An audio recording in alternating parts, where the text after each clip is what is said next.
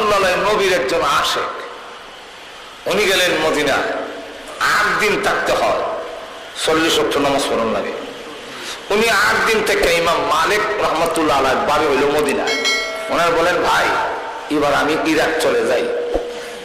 তো ইমাম মালিক বলেন, ভাইজান মদিনায় আসলে মানুষ যেতে চায় না, নবীর আশেকরা, আপনি তো নবীর একজন আশেক, যাবেলে কত ভালো করেছেন। উনি বলেন, দেখো আমি তো মানুষ, আর কত সহ্য করবো। কি হয়েছে বলে, আজকে 8 দিন ধরে আমার পেশাব পায়খানা আমি করি না, শুধু পানি দেওয়ার চুপটা জিব্বাটা ভিজাইয়া জানটা রক্ষা করি, খাই না, খাওয়ানো খাই না। বলে কেন? বলে পেশাবে ধরবো। পেশাবে ধরলে অসুবিধা কি? মদিনার টয়লেট পেশাব করা নাই? বলে আছে, আমি পেশাব করতে সাহস করতাম পারি। বলে কেন? বলে যেই মদিনার মাটির নিচে বিশ্বনবী জিন্দা শায়িত, আর আমি সেই মদিনার উপরে পেশাব করব, আমার সাহস হয়। দূরে যাই পেশাব করার জন্য। এখন পর্যন্ত যারা মদিনা গেছেন তারা জানেন, মদিনার টয়লেট এখনো কিন্তু আন্ডারগ্রাউন্ড, নিচু যাও নাই, সমান জমিনে পেশাব করা নাই। ঘুমাই গেছেন না খেয়াল দেখছেন তো আপনারা যারা গেছে, সিঁড়িতে নিচু যাও লাগে, নিচে নিচে গাঁথা গাঁথার গিয়ে পেশাব করানো লাগে। নবীর রোজার থেকে অনেক নিচে নেন না, কথা বলছেন না। এখন লক্ষ্য করে দেখেন, উনি বলেন আমি অনেক দূরে যাই পেশাব করার জন্য, কিন্তু করতে পারি না। যেই মাত্র পেশাব করতে বসি, এমনি আমি যেন শুনতেছি কাম করে ঠক থেকে আওয়াজ আছে, ইমাম আবু হানিফা তুমি যে আমার গায়ে পেশাব করবে, আমি কোন কাঙ্কর চিনি? আমি ওই কাঙ্কর, যেই কাঙ্কর আল্লাহর নবীর কদম মোবারক চুম্বন করেছি। ইমাম আবু হানিফা রাহমাতুল্লাহ আলাইহি বলেন, যেই কাঙ্কর আল্লাহর নবীর কদম চুম্বন করেছে, এই পাথর আমি আবু হানিফার চাইতে কোটি কোটি গুণ বেশি দামি। আমি এই কাঙ্করে কেমনে পেশাব করি, এই জন্য 8 দিন অতিবাহিত হয়েছে, আমি এর ভিতরে একদিনও পেশাব পায়খানা করি নাই। তারা ছিলেন আশিকে আল্লাহ নবী। তো হায়াতুন নবী মানেন তো? সব নবীরাই জিন্দা, সব নবীরা। তা আমাদের সব নবী হায়াতুন নবী না, আমাদের নবীর টাইটেল হায়াতুন নবী। এটার অর্থ কি? এটা অর্থ বুঝতে হইলে আপনারা এখানে যারা আছেন, আপনারা জিন্দা মুর্দা? আর যে ঘুমাই দিছে মুর্দা, জানালে হন নেব? যে ঘুমাই দিছে হে জিন্দা না? না ঘুমাই দিছে জানাটা হয়ে নেবেন? যিনি ঘুমাইছেন উনিও জিন্দা, আর আপনারা যারা বসা আছেন আপনারাও। এবার বলুন তো দেখি, ঘুমের জিন্দা আর জাগ্রত জিন্দা, এই দুই জান্দার মধ্যে কোনো বেশ কম আসেনি? কি বেশ কম? ঘুমের মরা তিনি উনার নাকের মধ্যে যদি পায়খানা লাগাই দেন তো কোথায় বলতে পারে? কিন্তু আপনাদের এখানে পায়খানা লাগতো না, দূরে থাকলেও না পারে। ঠিক কেন? ঘুমের যে জিন্দা, তার গলার মধ্যে চুরি যদি লাগাই দেন, লাইট গ্যাস আনলে ওই তো, এর আগে যদি বলেন লাগাই দিলাম বুঝবে? তাহলে চোখ আছে দেখে না, নাক আছে গ্রান নিতে না, কান আছে সামান্য আওয়াজ শুনে না, যেরকম ঠিক কিনা? হাত লড়ে কিন্তু দরকারে না, যেরকম ঠিক কিনা? আর আপনি দেখতেছেন, গ্রান নিতে পারতেছেন, শুনতেছেন, এই বেশ কম কেন?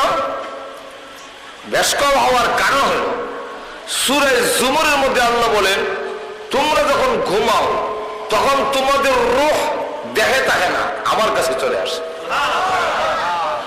আমি যাকটা ফেরত দেই, হ্যাঁ আবার উঠে, আর যাকে আটকায়া দেই হে ঘুমের মধ্যে মারা যায়। তাহলে আমাদের আর ঘুমের জিন্দার মধ্যে বেশ কমটা হওয়ার কারণ হইল, যারা এখন জাগ্রত, আপনার রূহ আপনার দেহের ভিতরে, এটা কোথাও গেছে না, এখন আপনার দেহ আছে। আর যিনি ঘুমাইছেন ওনার দেহ আছে আপনাদের মিরপুর, রূহ গেছে আল্লাহর কাছে। এই বেশ কম হওয়ার কারণে ইমন বেশ কম। সমস্ত নবীরা হলেন ঘুমের মতো জিন্দা, আর আমাদের নবী হলেন জাগ্রত মানুষের মতো জিন্দা। এই জিন্দা কেন? নবীর রূহ মুবারক ইন্তেকালের পরে আবার দেহ মুবারক লাগাই দেওয়া হয়েছে, এটা আর কখনো বের হয় না। বের হয়ে যদি মিরপুর এসে যায় তাহলে রূহ মুবারক থাকবে মিরপুর, দেহ মুবারক থাকবে মদিনায়। তো এত দূর থেকে যুগ সূত্র থাকলেও ঘুমন্তের মতো জিন্দা হয়ে যাবে, হায়াতুল নবীর দাগ লেগে যাবে।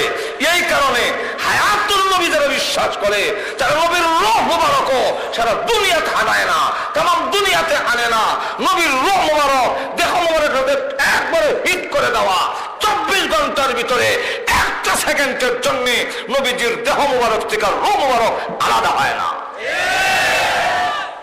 এর নাম হইল হায়াতুল হায়াতুল নবী। তো আমাদের নবী হায়াতুল নবী, এটা আমরা বিশ্বাস করি, যেরকম ঠিক কিনা? নবীর প্রতি দুরূদ পড়লে নবী খুশি হয়, যেরকম ঠিক না? আপনাদের অসুবিধা হইতেছে? তাহলে এখন আসুন,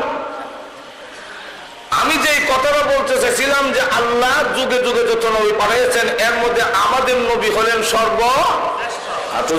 সর্বশ্রেষ্ঠ এবং সর্বশেষ, যেরকম সর্বশ্রেষ্ঠ সর্বশেষ। তো আমাদের নবীকে আল্লাহ রাব্বুল আলামিন যখন পাঠাইলেন দুনিয়াতে, যখন এমন একটি যুগে এমন একটি সময়ে পাঠাইলেন, তো আমি বলতেছিলাম পাঠানেওয়ালা আর যাকে পাঠাইছেন দুইজন এক সমান নয়। তাহলে আল্লাহ পাঠানেওয়ালা আর রসুলকে পাঠাইছেন, এই দুইজনে এক সমান গেল এক। 2 নম্বর হলো পাঠাইছেন কথার দ্বারাই বোঝা যায় যিনাকে পাঠাইছেন উনি উনার কাজে আইসে না, যিনি পাঠাইছেন উনার কাজে আইসে। আপনি যদি বাজারে যান আর কেউ জিজ্ঞাসা করে কেউ কিতাব কেমনে আইলা, বলে আমি আইসি না, আমারে পাঠাইছে, তাহলে কিতাব বলবে আপনার কাজে আইসেন না পাঠাইছে ওনার কাজে আইসেন। আমার কথা বুঝতে মনে হয় আপনার কষ্ট। পাঠাইছেন কথার দ্বারাই বোঝা যায় উনার কাজে আইসে না, যিনি পাঠাইছেন উনার কাজে আইসেন। তাহলে আমাদের নবী সহ সকল নবীকে পাঠাইছেন না আইসেন? তাহলে ওনাদের কাজে আইসেন না আল্লাহর কাজে আইসেন? আর দুপুরে আল্লাহর কাজে। 3 নম্বরটা হইল পাঠাইছেন কইলে বোঝা যায় কিছু দিয়া পাঠাইছেন। আল্লাহ আমার আয়াতে বলে হুয়াল্লাযী আরসালা রাসূলাহু বিল হুদা ওয়া দীনিল হক। সেই সত্তা যিনি তার রাসূলকে পাঠাইছেন, কি দিয়ে পাঠাইলেন? বিল হুদা, কোরআন দিয়ে পাঠাইলেন, ওয়া দীনিল হক, সত্য ধর্ম দিয়ে পাঠাইলেন। কেন পাঠাইলেন? উনার কাজে আইছেন না আল্লাহর কাজে আইছেন? আল্লাহ তাও বলে দেন লিইয়ুযহিরাহু আলাদ দীনি কুল্লি। উনার কাজে আসেন নাই, আল্লাহ পাঠাইছেন লিইয়ুযহিরাহু আই লিইয়ুগলিবাহু আলা সাইরিল আদিয়ান। সমস্ত মানুষের তৈরি মতবাদ, মানুষের তৈরি সমস্ত বাতিল ধর্মের উপরে ইসলামকে বিজয়ী করার জন্য আল্লাহ তার নবীকে পাঠাইছেন। আল্লাহ তার রসুলকে এমন সময় পাঠাইলেন 570 খ্রিস্টাব্দে 20 এপ্রিল, কৌলে মশহুর অনুযায়ী 12 রবিউল আউয়াল। কত রবিউল আউয়াল? যে সময় তাকে পাঠাইলেন, এই সময়ের মানুষ সুরতে মানুষ, কিন্তু খাসলতে পশুর চাইতে আরো নিকৃষ্ট।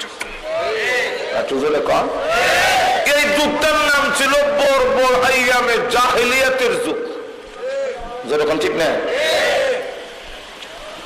মানুষ এমন করত, একটা পশু আর একটা পশুরে দেখলে যা করে, একটা পশু আর একটা পশুরে দেখলে কি করে জানেন?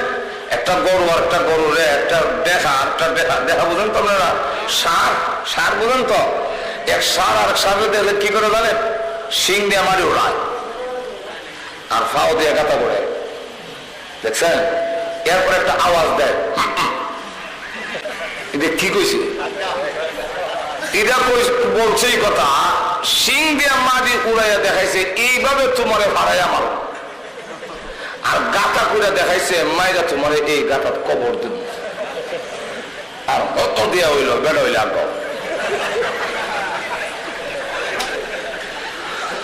মানুষের অবস্থা ওই রকম, একটা তরবারি লইয়া, দাও লইয়া, ছুরি লইয়া মায়েরা তোর কবর দিন।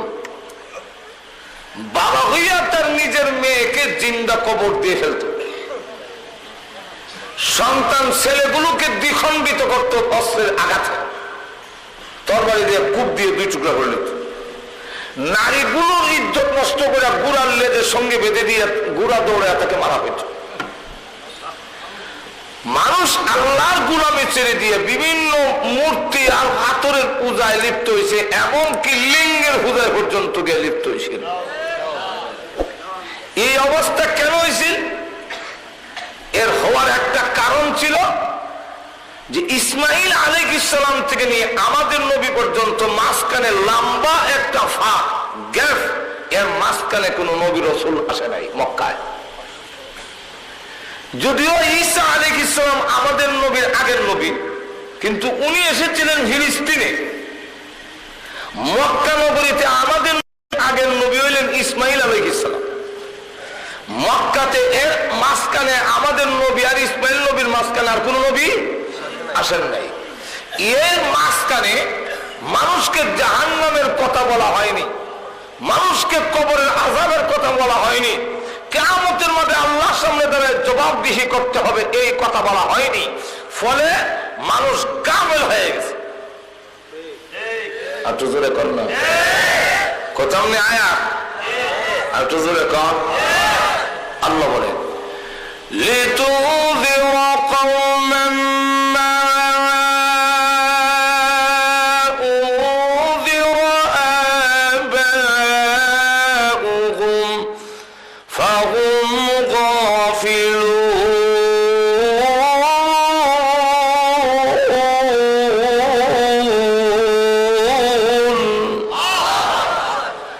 আল্লাহ বলেন, হে রাসূল, এমন একটি জাতিকে ভয় প্রদর্শন করার জন্য জাহান্নামের ডর দেখাবেন লেগে আপনারে বলেছি, যাদের বাপ দাদা 14 গোষ্ঠীরও ডর দেখাইছে না। মা উনদিরা আবাহুম, এর বাপ দাদা 14 গোষ্ঠীরে ডর দেখায়নি, হয়নি। ফলে ফাহুম গাফিলুন, গাফিল হয়ে গেছে। তাহলে বোঝা যায় জাহান্নামের ওয়াজ যদি বন্ধ হয়ে যায়, জাহান্নামের আলোচনা যদি না থাকে, দুনিয়ার যত বড় ডিগ্রি লাভ করো, মানুষ গাফেল হয়ে যায়, মানুষ আর মানুষ থাকে না, মানুষের চরিত্রের পরিবর্তন হয় না। জাহান্নামের ওয়াজের মাধ্যমে একটি জাতির চরিত্রের পরিবর্তন হতে পারে, আর না হয় আর্মি বিডিআর রেপ দিয়ে পিঠায়ও মানুষের চরিত্রের পরিবর্তন ঘটানো সম্ভব নয়।